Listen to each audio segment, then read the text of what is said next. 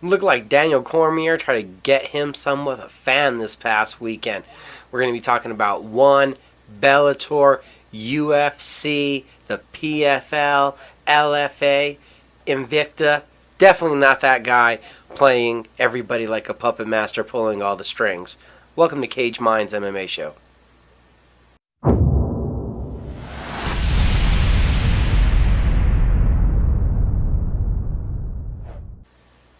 Hi, I'm Micah Frankel. Welcome to the show, everybody. We're going to talk about highlights, news, and previews of this weekend's upcoming action.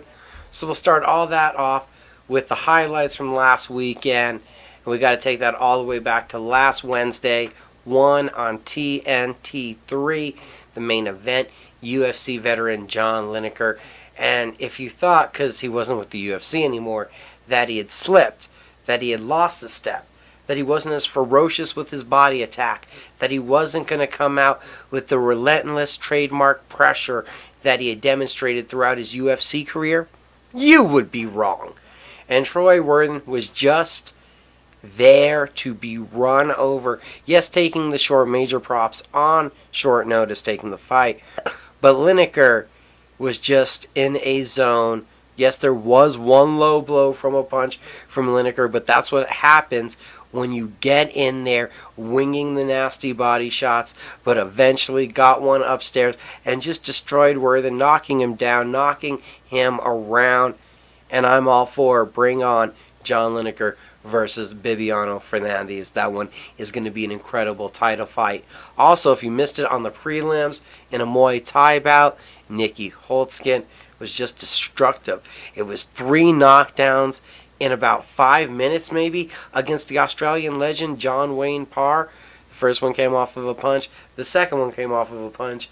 And that third, final one was a lead leg high kick. Left leg coming up high and put Wayne Parr down. The referee ruling it a knockout. And that'd be a very fortuitous kick that would play heavily into the weekend. That was Wednesday. Friday, we had event 1 of the 2021 PFL, and it was a night full of upsets. The lightweights and the featherweights kicking off the season, and it was the boxing, the pressure and the boxing of Clay Collard breaking down Anthony Pettis. Pettis would go for a cartwheel kick in the first round, ended up putting himself on the bottom in the grappling. Second round would get knocked down off of a body shot, would not be finished, but the Collard pressure would be adding up.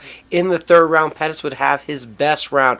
A left head kick would connect squarely, would shake Collard. A flying in knee would land, but Pettis could not get the finish, and the decision and the 3 points in the first round goes to Clay Collard. The upsets, they kept coming. You saw the two-time champions both go down by decision. It's Bubba Jenkins out-wrestling Lance Palmer. First time we've seen that in the PFL or even in the WSOF. And it was Marcin Held outstriking and outworking in the clinch the two-time lightweight champion Natan Schultz. Incredible the level of competition and just that excitement that these underdogs brought to the first week of PFL action. Not to mention the best finish of the night. Brendan Loughnane is going to be the name that people remember. The guy that Dana White passed over on the Contender Series. Taking on UFC vet Shaman Reyes. It was a sharp jab.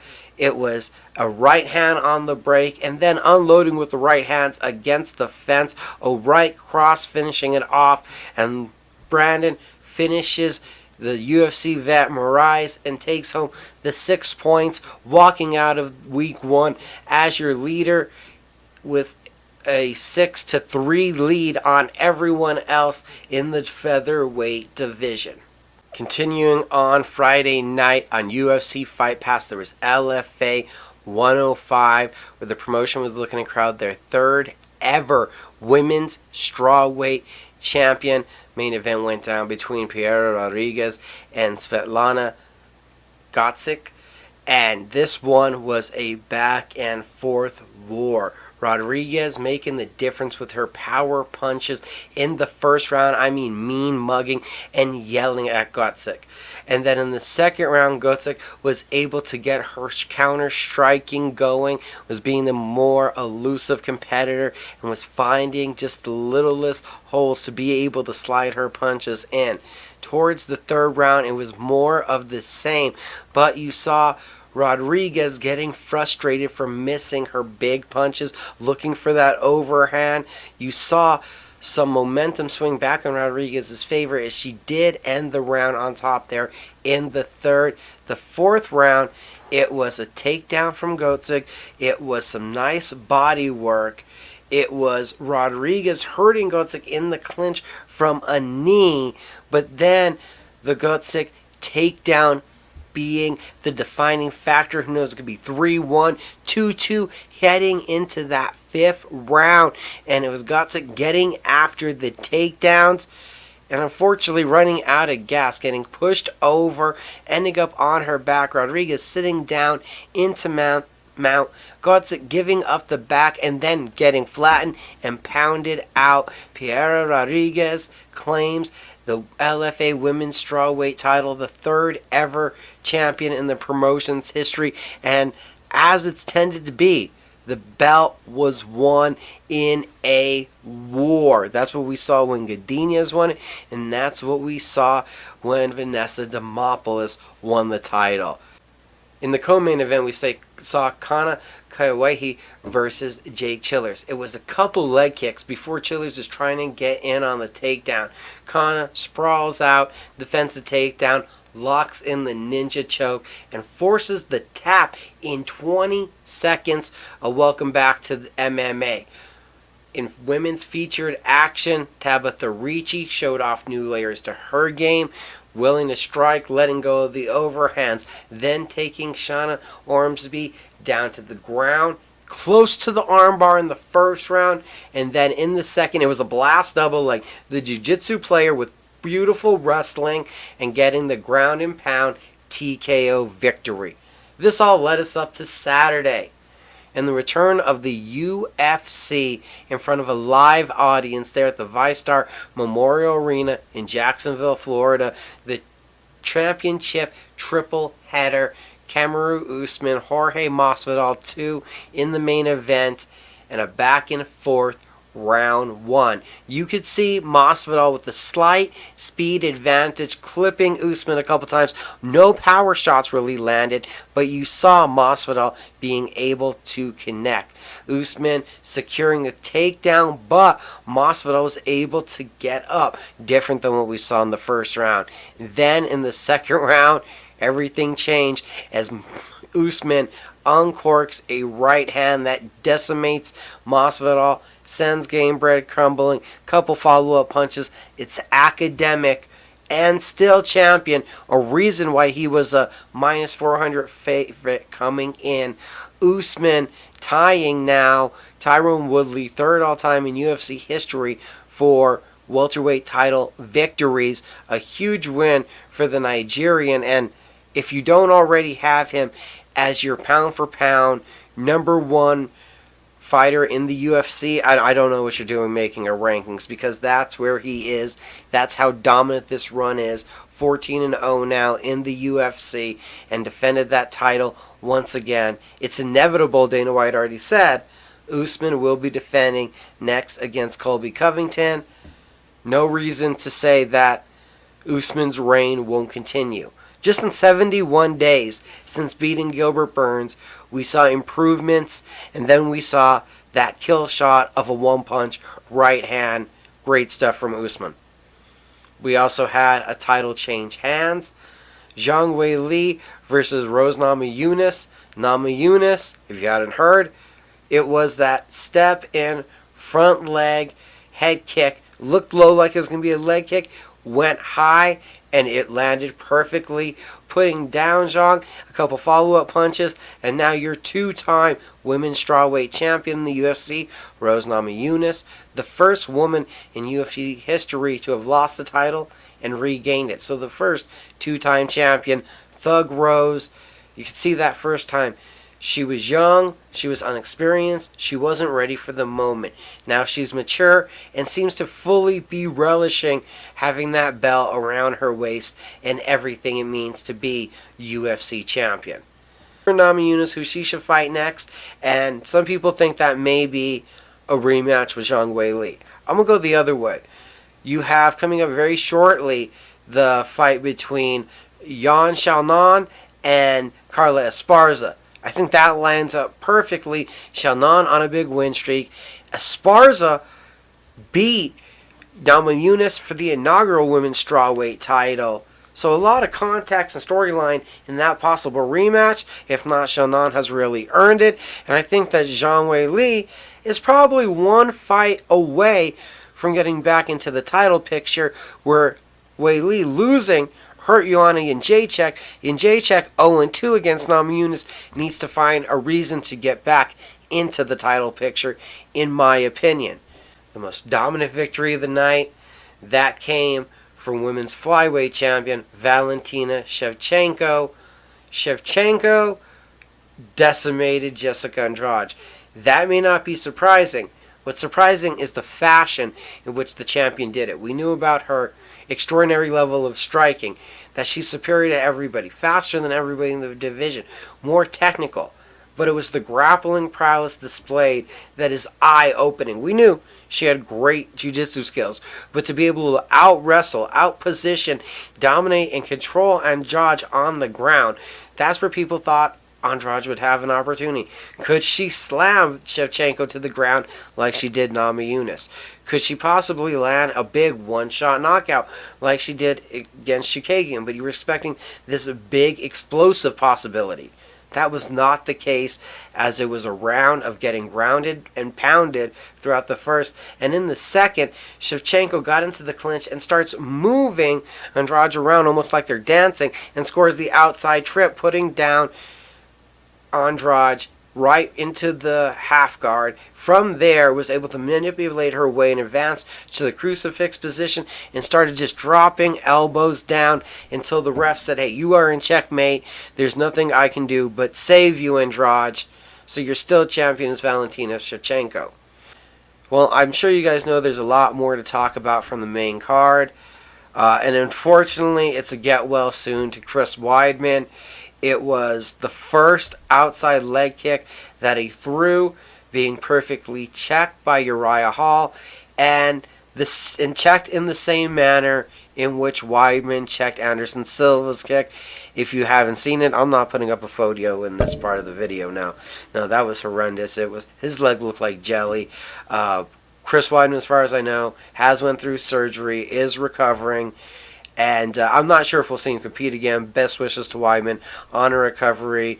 Uriah Hall gets the win. He's healthy, and hopefully the UFC gets him a fight quickly. We know there's a lot going on in the top 15 of that middleweight division, where I'm going to take a real quick second and think about it. As we said just now, Hall wins. He's at number 9. Looking at Jack Hermansson's at number 7. That's a possibility. It also depends how quick will Darren Till, Jerry Cannonier, or Paulo Costa be healed up from injury. You also got Derek Brunson. So hopefully one of those handful of names, the UFC will make something happen with Uriah Hall sooner than later. That wasn't the only fight on the main card that was determined by a leg kick. Jimmy Crute versus Anthony Smith. It was the battle of the low kick versus the jab. Smith coming out with a busting up jab. Well, Jimmy Crute is countering with the low kicks. I mean, really hammering them home. Towards the end of the first round, it is one well-placed outside leg kick from Anthony Smith that ends up giving us what now we are classically seeing and know the medical term as drop foot. Drop foot, where it all of a sudden kicks that nerve, the nerve goes dead in the leg, and then it's like the foot doesn't exist. We saw Henry Cejudo be able to fight through it against Marlon Moraes, and we've seen in a couple other fights, like with Sean O'Malley, not be able to fight through it. The referees, between the first and second rounds, trying to have Crute moved around, decide that he's in too much agony. They stop that fight, and Anthony Smith now won 2 in a row after a losing streak that people thought, is it time for him to retire? Now he's beat Devin Clark and Jimmy Crute, who were both doing well and in good places. If you were watching the prelims, you saw it end in some explosive fashion. Randy Brown versus Alex Oliveira. Oliveira chopping leg kicks. Randy Brown willing to take them, want to answer back, and does so with a huge left hook, then the right cross. Oliveira goes down. See Brown follow him. Oliveira fights his way back up to his feet. And then with his long limbs, Brown takes the back, gets the one arm behind for the rear naked choke, and actually completes the one arm. Talking about holding the shoulder of Oliveira and choking him while falling down. You can only do that if you're a 6'3" welterweight, John Jones kind of wingspan. Amazing finish from Randy Brown. Talking about amazing finishes, Brendan Allen versus Carl Roberson. Allen battles his way into the clinch, a trip for the takedown. And then from the bottom side, you see Roberson try to transition for a leg lock. And when he does, they start playing that game. Brendan Allen able to cross his legs and get into a safe position, starts attacking his heel hook, and congratulations for the submission win. Roberson forced attack and was walking out of the octagon with quite a hitch to his step. Great knockouts. Donna Battrell versus Kevin Navidad. Navidad coming forward, gets clipped by a right hand after dodging a front kick, then really got hit by a left hook on the button, dramatically dropping to his knees. A flurry of punches from Battrell with a right hook landing on the chin, following with the punches and getting the finish. Opening up the card, we also saw some great grappling as Ariane Casaoli and Na Lang, they got after it immediately. Na coming forward, letting her hands go, and relentlessly looking for the takedowns, fighting possibly all the way to exhaustion before getting trapped on the ground and getting pounded out from guard by Casaoli to end the fight in the second round, just from guard, ground and pound. I don't know if you, the consumer watching from home, could tell, but I could tell that the fighters definitely had a different intensity at that UFC 261, thanks to having the fans back in the arena. Definitely a memorable night. One more time, congratulations to Kamaru Usman. You got to have him number one in your pound-for-pound rankings. From the highlights to the headlines in UFC news, Journey Newsom and Damon Jackson are both out. So Felipe Corrales is going to be fighting Luke Sanders this weekend. That UFC Fight Night card also has one other change. In light heavyweight action, Devin Clark is out, and Ian Cutelaba is going to be meeting Justin Jacoby this weekend. That's UFC Fight Night, Reyes versus Prochaska. UFC 262 has seen Alex Perez have to pull out, and Rodrigo Borentin is now scheduled to fight Matt Schnell. Bill Algeo versus Ricardo Ramos has been rebooked for UFC Fight Night on May 22nd. In top 10 heavyweight action, UFC Fight Night on June 5th will be headlined by Jairzinho Rozenstruik versus Augusto Sakai. That card has also gained Makwan Americani versus Nate Landwehr. Possibly the biggest news of this week. UFC 263 on June 12th has gained a second title fight. The main event will now see Israel Adesanya defending the middleweight title against Marvin Vettori. Robert Whittaker saying that the fight was not in a possible timeline for him. Vettori getting his title shot, getting his rematch. UFC Fight Night on June 19th has added Marlon Vera versus Davy Grant. UFC 264 on July 10th has gained Trevin Giles versus Darius Puslus. And then Miles Johns versus Anderson Dos Santos has been added to the UFC Fight Night on July 17th. Not to mention that JP Bays is out, and Francisco Figueiredo will now be facing Malcolm Gordon on that July 17th card. That's what we got for UFC news. In Bellator headlines, Bellator 258 has gained Daniel Madrid versus number 6 Johnny Eblen. Bellator 259 has gained number 9 ranked heavyweight Davian Franklin versus Tyler King.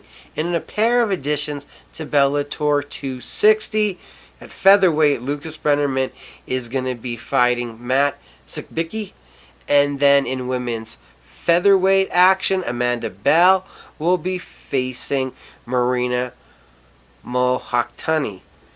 One Championship has announced that Eddie Alvarez's disqualification loss has been overturned and changed to a no contest. And Invicta FC 44 is set for May 21st to be the card and the promotion's debut on Access TV. Karina Rodriguez, Diana Cortado for the women's vacant flyweight title is the main event. Alicia Zapatella versus Jessica Delblani, which we had mentioned last week, has now been officially announced as the co-main event. And in the feature fight, we have former Invicta and Bellator title challenger Emily Ducote versus Liz Tracy. Not to mention, in a rematch from Phoenix Rising 3, Tenisa Tennant is going to battle Hope Chase. To the previews we go, and it's already the 4th week, one on TNT4 light heavyweight title bout in the main event, and it's a rematch. Aing Lan Sang at one point was the light heavyweight and middleweight champion of one championship. Renner de Ryder submitted him in the first round back in October of 2020 and took that middleweight championship. He'll now look to take the light heavyweight championship Wednesday night on TNT from Singapore, and Sang is 26-11. Ryder 13-0, and Sang 26 wins, 24 finishes, 12 knockouts, 12 submissions. He's won 7 of his last 8, and he trains at Sanford MMA, the Henry Hoof camp there in southern Florida. Reiner 9 submissions, 3 knockouts, 8 wins in the first round, including that win this past October. In the co-main event, Eddie Alvarez on that short turnaround, looking to get more action in.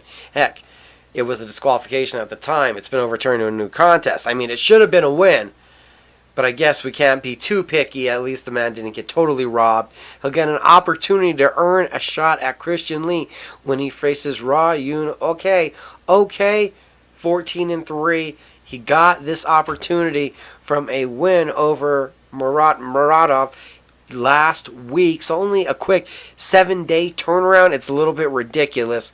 OK has a big task in front of him taking on the Underground King. Also on the main card, you got a heavyweight bout.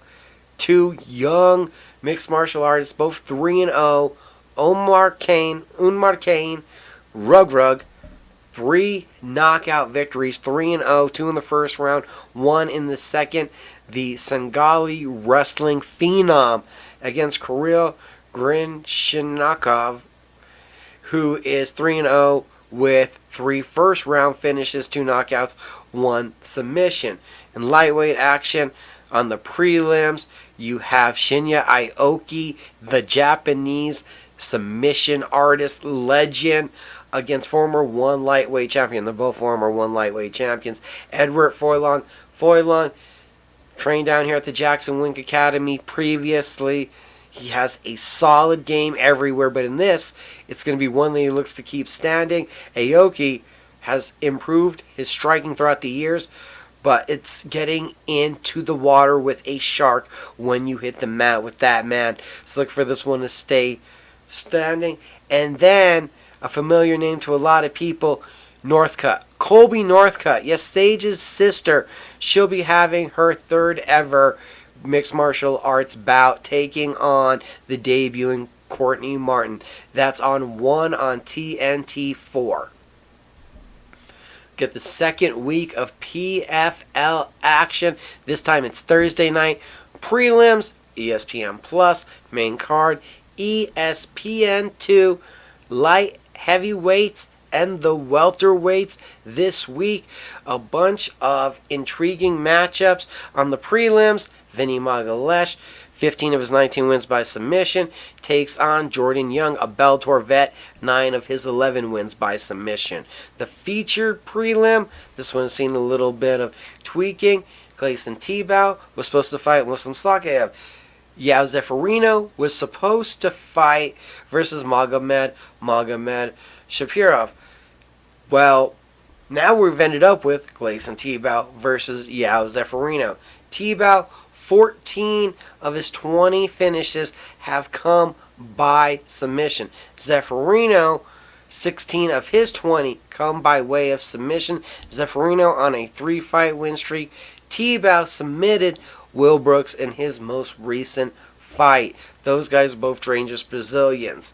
On the main card, you have Chris Camozzi, who spent a long time with Glory Kickboxing, a UFC vet. He won a King of Sparta competition as a heavyweight in 2019. That's winning a boxing, kickboxing, and MMA fight all in one night. He's going to be taking on the light heavyweight 2019 champion, Argentina's Emilio Sordi.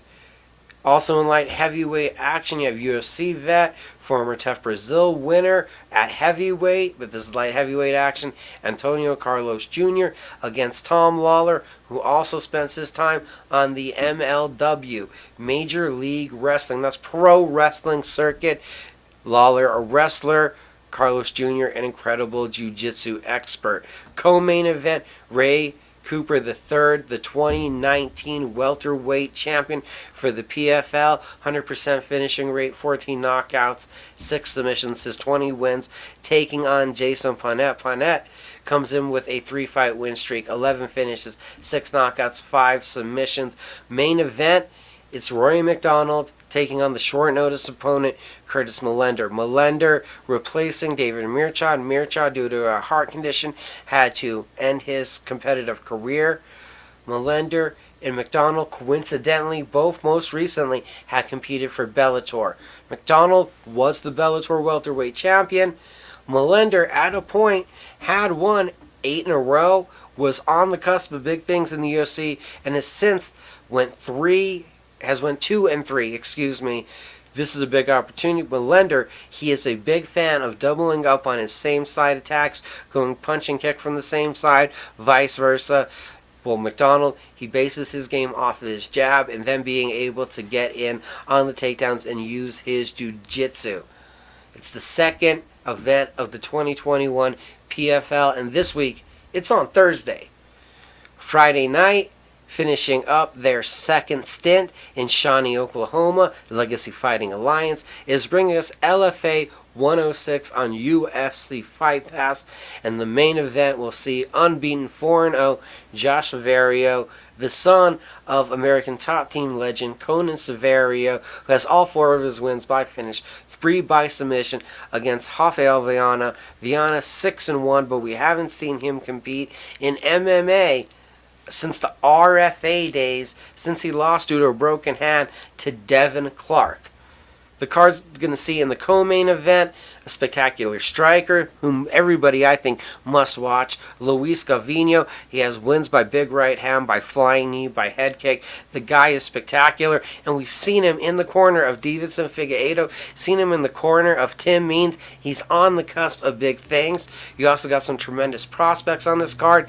Edwin Chavez, Trevor Wallace, both 4-0, both worth watching. So you got a lot to look forward to on Friday night from LFA 106.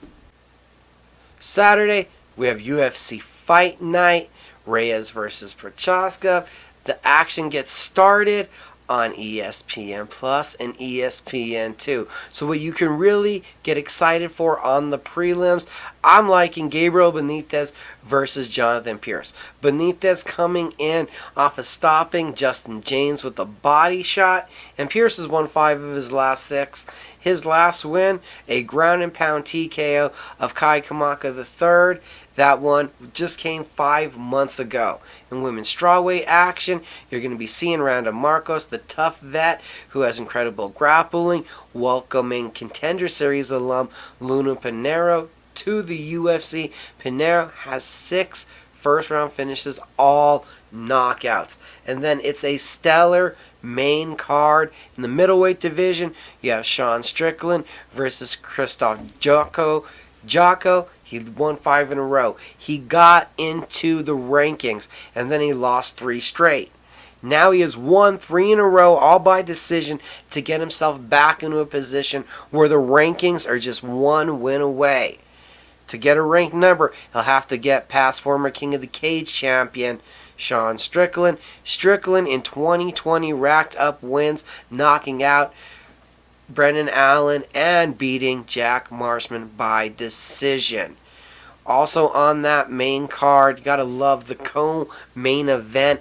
The MMA veteran Cub Swanson's going to be taking on the kickboxing veteran Giga Chikadze. Chikadze 12-2 in MMA, while Swanson is 27-11. Cub's coming in off of back-to-back wins. Some people might have thought he was done, but he obviously proved everyone wrong with that decision win over Kron Gacy and comes in off of knocking out Daniel Pineda with a sick right cross. While on the other side, Giga Chikadze has won 7 in a row. He has 7 knockouts out of his 8 finishes and has finished every fight that he's stopped in the first round. 7 knockouts, 1 submission for the kickboxing veteran who was in high contention there in glory. The Giga kick, that left kick to the body, it just destroys livers. You got to expect that the wily veteran Swanson is going to come in and look to take this one to the ground and use his black belt. The main event is top 5 light heavyweights. Jerry Prochazka versus Dominic Reyes. Reyes, your number 3 ranked contender. Yes, he's on a 2-fight skid. That split decision to John Jones. Everybody thought he was the heir apparent to take over the light heavyweight division. Jan Blachowicz threw a wrench into those plans, won by knockout. But you must remember that Reyes has 9 wins by knockout. He has 9 first-round finishes. He does know how to get the job done. He has won main events before. On the other side, you have Jiri Prochazka.